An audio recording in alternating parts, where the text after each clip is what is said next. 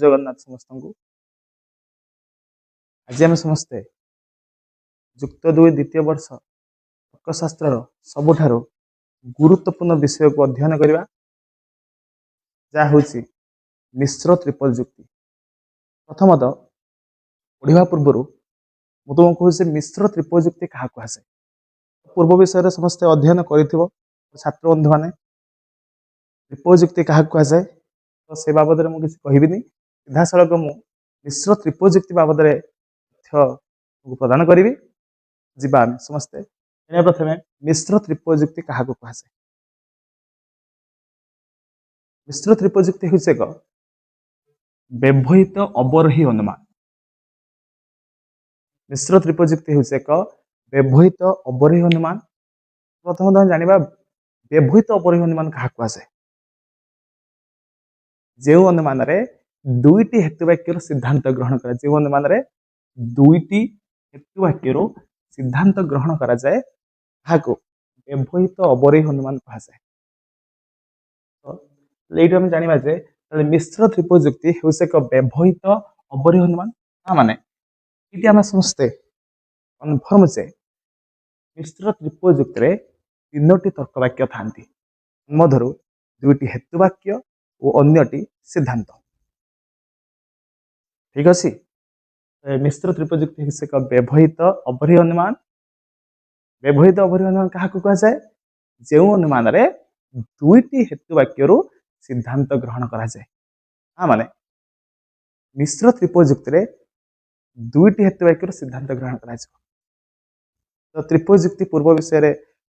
समस्त आम अध्ययन करथिबा त्रिपद युक्ति बाबद में त्रिपद युक्ति तीनोटी तर्कवाक्य था तन्मध्य दुईटी हेतुवाक्य और अन्यटी सिद्धांत। तो त्रिपद युक्ति जो दुईटी हेतुवाक्य था दुईटी हेतुवाक्य दुईटी नाम परिचित गोटे साध्यावयव और गोटे पक्षावयव और सिद्धांत। साध्यावयव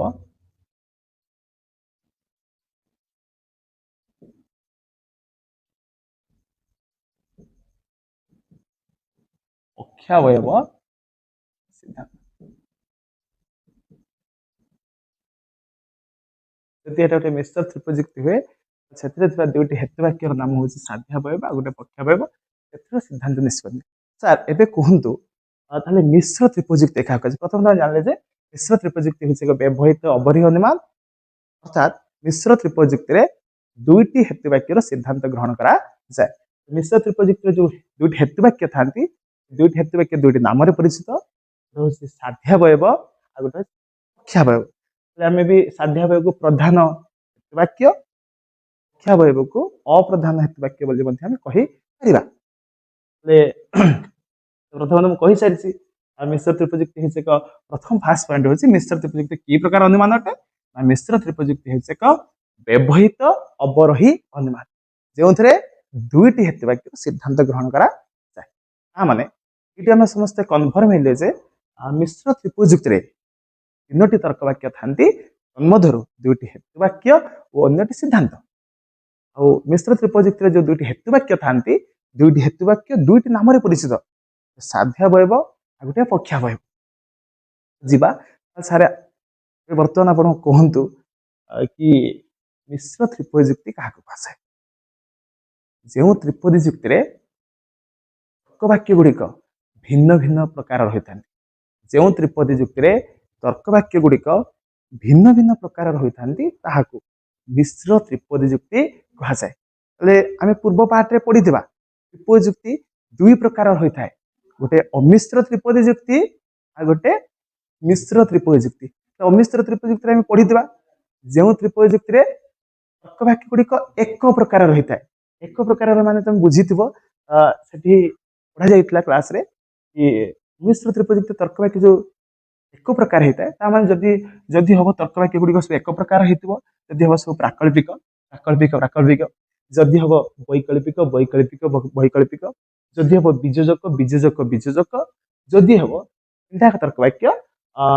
निरपेक्ष निरपेक्ष और निरपेक्ष तन्मध्य आम समस्ते अमिश्र त्रिपदी युक्ति निरपेक्ष त्रिपदी युक्ति बाबद पढ़ी आसते अमिश्र त्रिपदी युक्ति 4 प्रकार था पढ़ी समस्ते मिश्र प्राकल्पिक त्रिपद युक्ति मिश्र वैकल्पिक त्रिपदी जुक्ति, मिश्र बीजजक त्रिपदी जुक्ति, मिश्र निरपेक्ष त्रिपदी तन्मध्य आम समस्ते अमिश्र निरपेक्ष त्रिपदी बाबद पढ़ी आसते अमिश्र पाठ यहाँ हूँ जेहेतु मिश्र त्रिपदी जुक्ति मिश्र त्रिपदी जुक्तिर तर्क वाक्य गुड़ी त्रिपदी जुक्ति मान 3टा तर्क वाक्य थी तन्मध्य 2टी हेतु वाक्य और अन्यटी सिद्धांत पाठ को आसवा तो सार एवं कहतु मिश्र त्रिपदी जुक्ति क्या कहुए मिश्र त्रिपदी जुक्ति क्या कहुए जो त्रिपदी जुक्ति तर्क वाक्य गुड़िक भिन्न भिन्न प्रकार होता है भिन्न भिन्न प्रकार अर्थ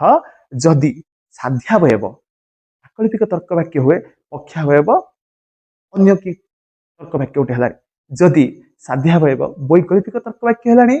पक्षावयव अन्य कौन तर्क वाक्य है तो एक प्रकार ये हो पार ना समस्ते मुझे कथा बुझी पार्थ्व मिश्र त्रिपदी जुक्ति एक व्यवहित अबरही अनुमान जो तर्क वाक्य गुड़िक भिन्न भिन्न प्रकार होता है जो तर्क वाक्य गुड़िक भिन्न भिन्न प्रकार होता है अर्थात जदि साध्यावयव गोटे प्रकार है पक्षावयव अन्य प्रकार हो तो मुझे कथा समस्त ये बुझीपारे आउ थे से पार्टा को मुझे मिश्र त्रिपदी जुक्ति क्या कहुए जो त्रिपदी जुक्ति तर्क वाक्य गुड़िक भिन्न भिन्न प्रकार होता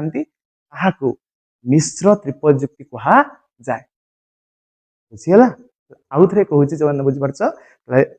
जो त्रिपदी जुक्ति तर्क वाक्य गुड़िक भिन्न भिन्न प्रकार होता आम जानी त्रिपदी जुक्ति मान 3टी तर्क वाक्य था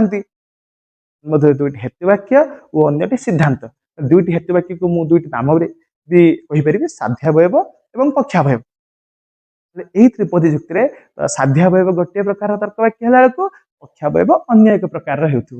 से सिद्धांत अन्य एक प्रकार हो जाना जे उक्त त्रिपदी जुक्ति को आम मिश्र त्रिपदी जुक्ति कहवा आउ थे क्विक रिव्यू करदे मिश्र त्रिपदी जुक्ति बाबद मिश्र त्रिपदी जुक्ति हूँ एक व्यवहित अबरही अनुमान अर्थात जो जुक्ति जो अनुमान 2टी हेतु वाक्यर सिद्धांत ग्रहण करा ये तुम मैंने हिसाब कर पार्थ्व जे कि मिश्र त्रिपदी जुक्ति 3टी तर्क वाक्य था तन्मध्य 2टी हेतु वाक्य और अन्यटी सिद्धांत तापर जब आम आसवा मिश्र त्रिपदी जुक्तिर डेफिनेशन पार्ट को सर मिश्र त्रिपदी जुक्ति क्या कहुए जो त्रिपदी जुक्ति तर्क वाक्य गुड़िक भिन्न भिन्न प्रकार होता अर्थात साध्यावयव पक्षावयव और सिद्धांत भिन्न भिन्न तर्क वाक्य आमको देखा मिल बुझीगला बाबा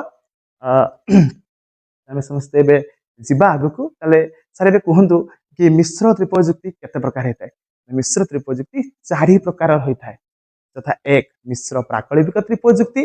2 मिश्र वैकल्पिक त्रिपदी जुक्ति 3 मिश्र बीजजक त्रिपदी जुक्ति 4 द्विशृंगक जुक्ति तो एवं आम समस्ते मिश्र प्राकल्पिक त्रिपदी जुक्तिर प्रकार भेद को अध्ययन करा ठीक अच्छे मुझे पार्ट को लिभे दूसरी देन मिश्र त्रिपदी जुक्ति 4 प्रकार यथा पुनश्च लेखि आउ थे को बुझा ठीक अच्छे।